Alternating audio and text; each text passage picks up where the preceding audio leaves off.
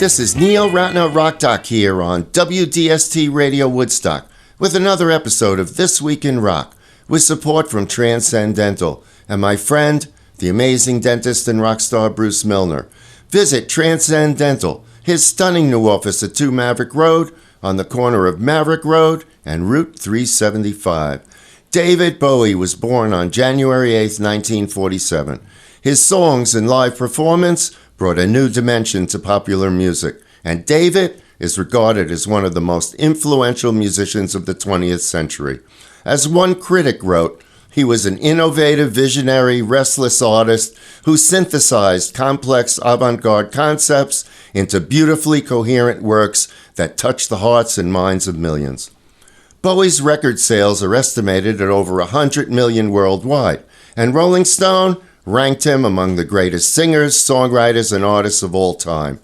Often dubbed the chameleon of rock due to his constant musical reinventions, Bowie was inducted into the Rock and Roll Hall of Fame in 1996.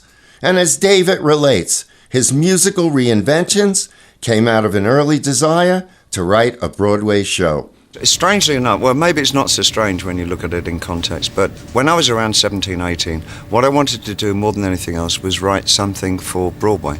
I wanted to write a musical. I had no idea of how you did it or how musicals were constructed, but the idea of writing something that was rock-based for Broadway really intrigued me. I thought that would be a wonderful thing to do.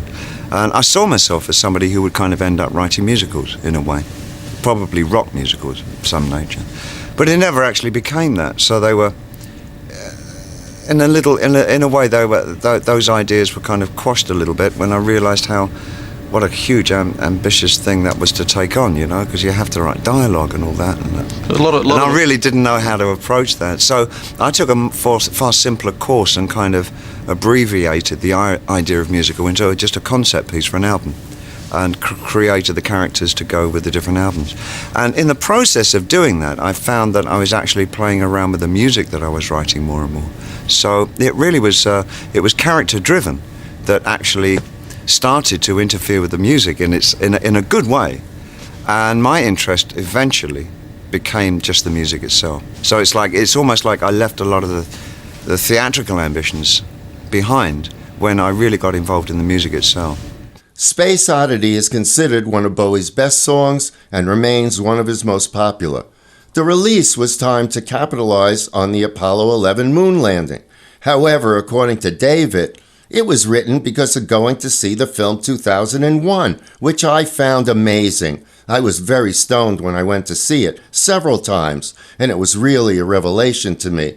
Bowie continued, "It was picked up by British television and used as the background music for the landing itself in Britain, though I'm sure they really weren't listening to the lyric at all.